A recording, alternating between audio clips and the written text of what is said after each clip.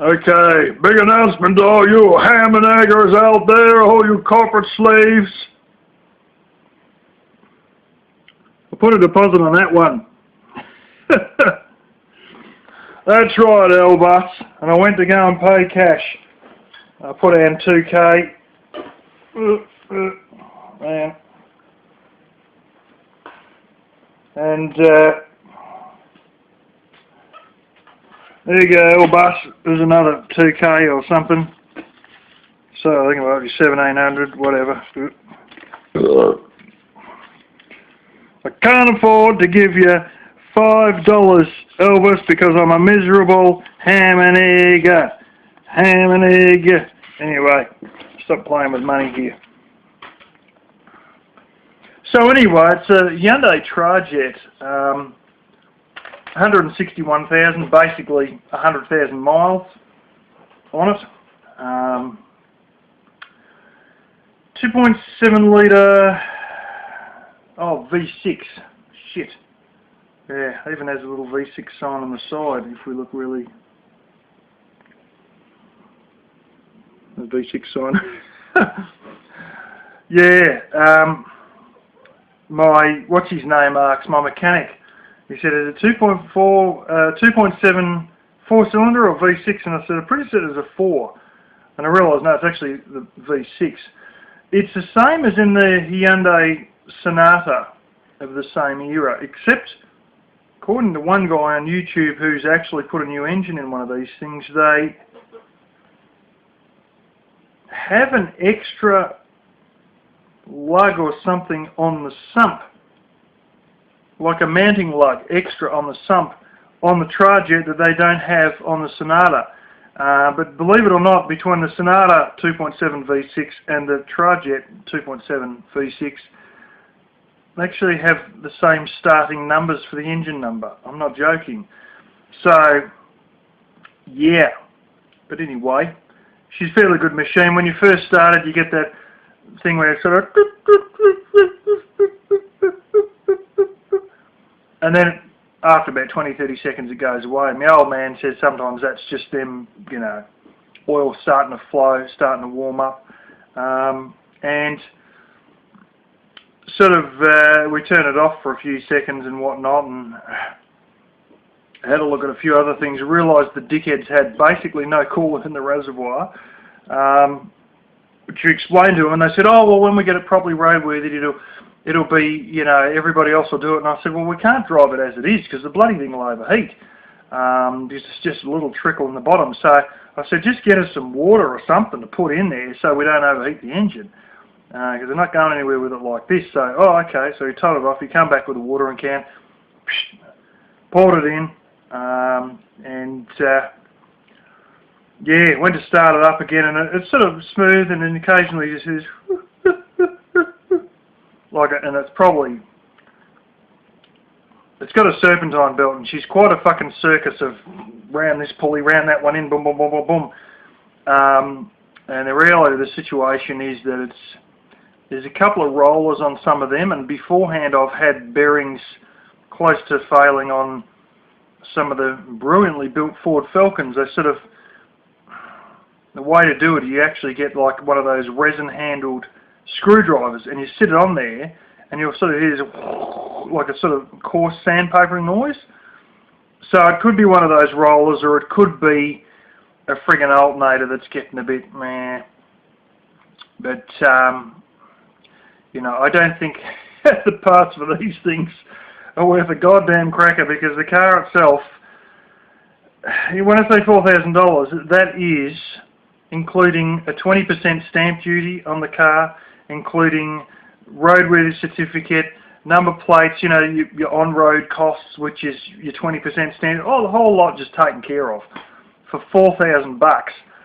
10 years ago, you could get the same thing with a clapped-out GM and or an all-rightish 2001 model GM Commodore, as we call it, which you guys might know as the Lumina, and that would cost you $3,000. 10 years later, $4,000 to get anything with number plates on it, roadworthy and on-road costs, all that bullshit all rolled in for $4,000, that's fucking good to just be able to get anything at that price. It really is to be able to get anything. But this is 2002 model, unlike someone else with the 1987 model. This thing's, I'm not going to dub it the Lisa Marie 2.0. I'm not going to give it any fucking name, because I think it's stupid to name your fucking cars. I think that's something that only weirdos do, to be quite honest. And and the long and the short of it is, you know, she's not, she's getting on, but she's not too bad. You know, 2002, but I mean, really speaking, it isn't the point if it's 2002 or 1987.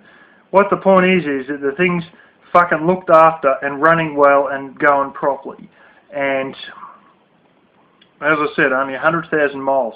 We found all the little books and the bits and pieces, and it has never missed a single fucking service. That is what I like to hear, indefinitely. We found another thing where several things got looked at and done, and yeah, power steering rack might have a little leak in it, or it may not, because not everything was done. They reckon change the brake fluid or something. Yeah, whatever. It's actually, unlike the ones in Europe,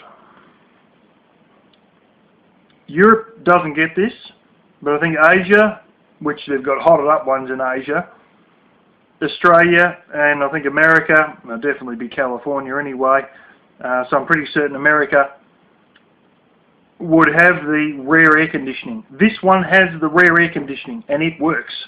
I got my father to sit in the back. It takes a while to, it's not like the really good Toyota Land Cruiser one where you've actually got like the evaporator up in the fucking roof.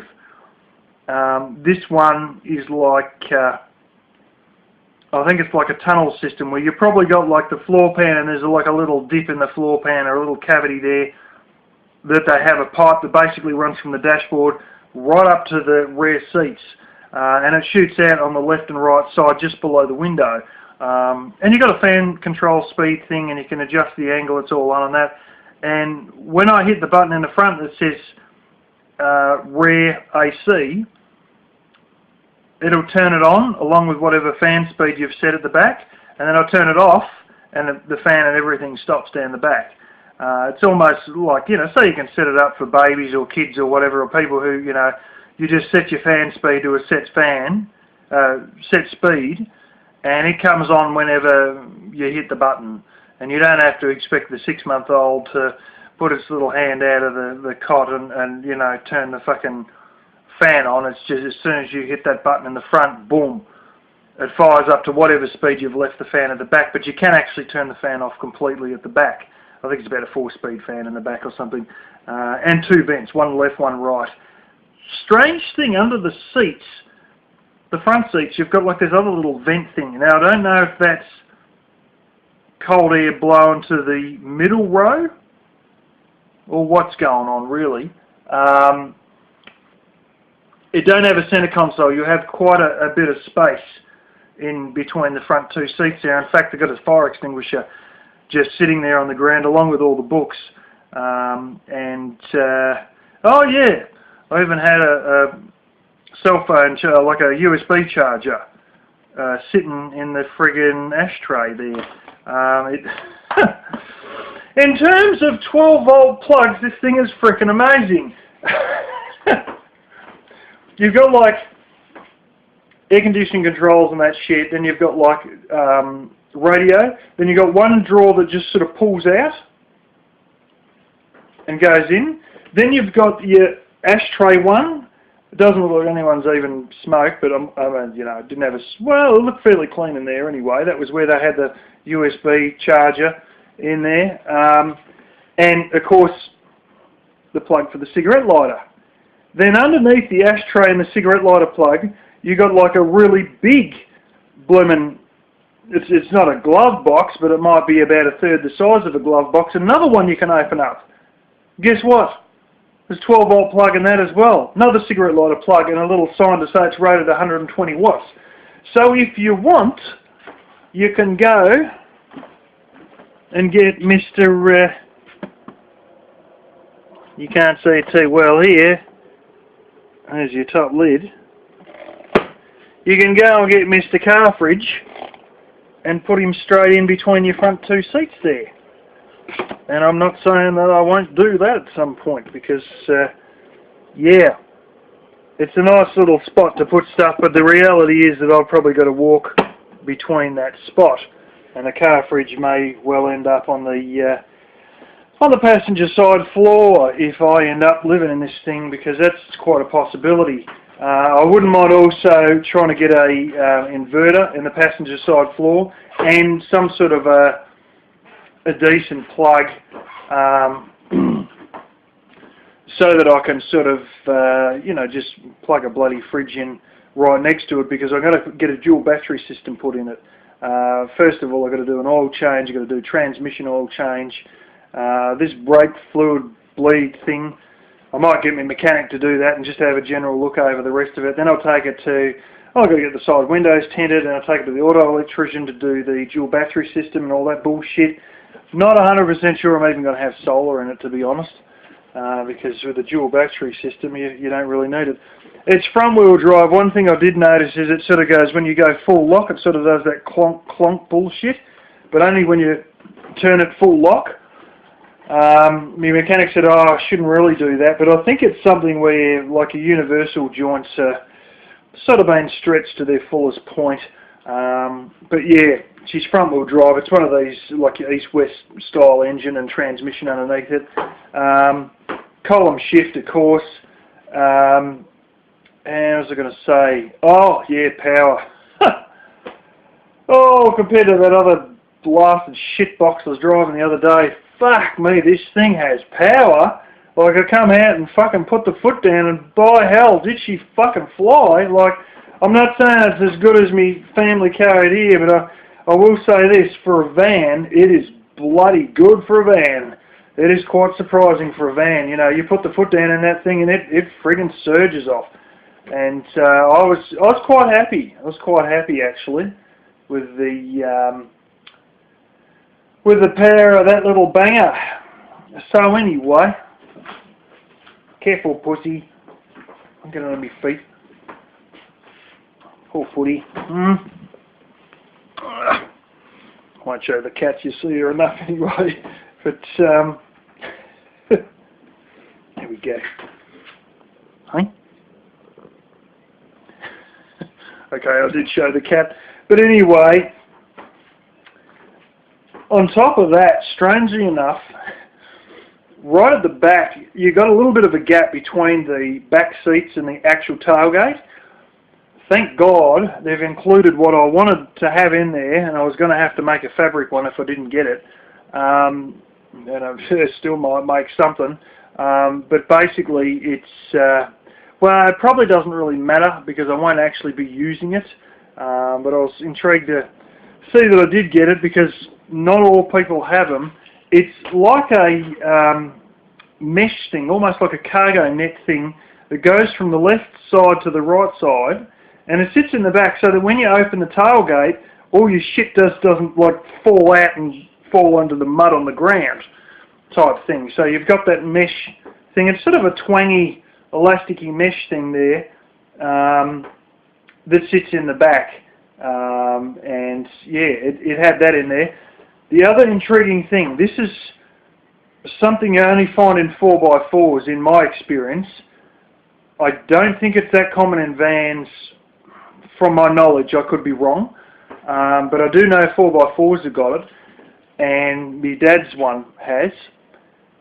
You've actually got a cigarette lighter plug in the back, but in fact it's not one with this Hyundai, it's actually two.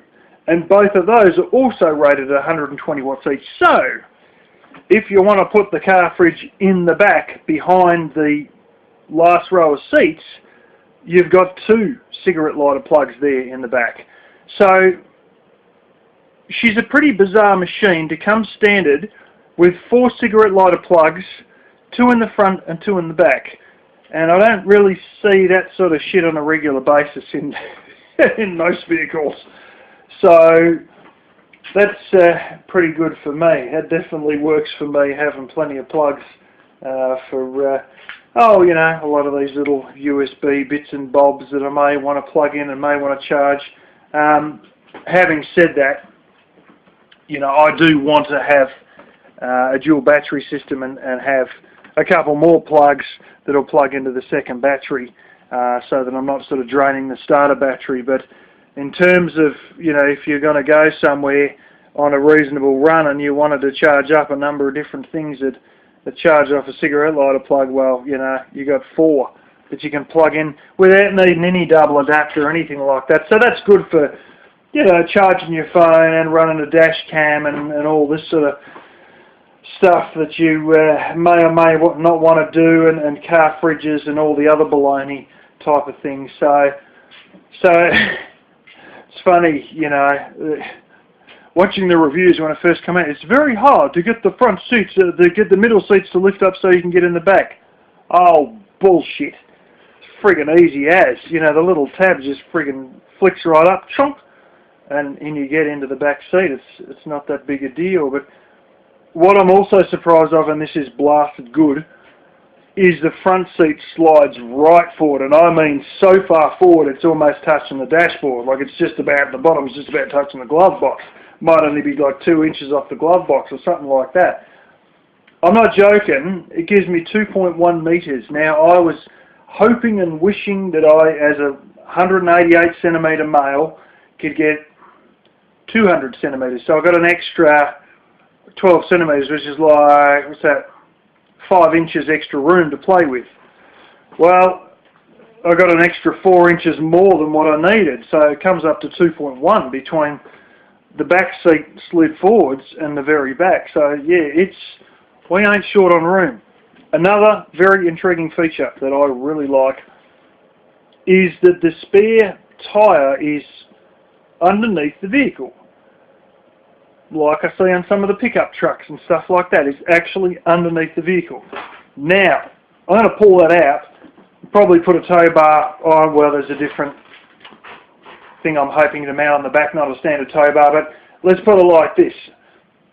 I'm going to take that wheel out and it's going to go at the back of the vehicle, and where that is, I'm going to put my grey water tank. So any water that I use in the shower filters to a tank that is in, or pours through to a tank that is under there,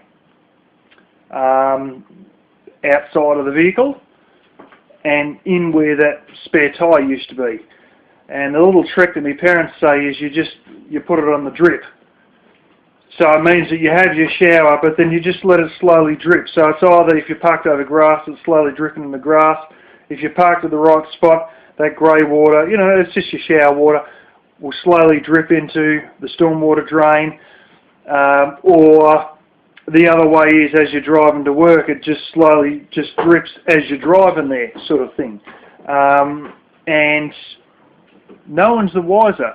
Even when a guy is behind you at the lights, he won't even notice it, because it's tucked so deep under there that he can't even see it from sitting in his vehicle. He can't even see it because it's not dripping at the back of your vehicle. It's dripping like 2.5 foot in from the edge of the bumper. So it's like quite a bit of a way in, not from the outside of the bumper, but the inside of the bumper.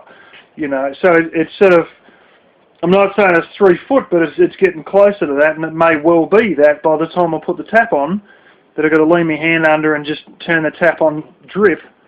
And even someone behind you at the lights won't even know that your grey water is just slowly dripping away there.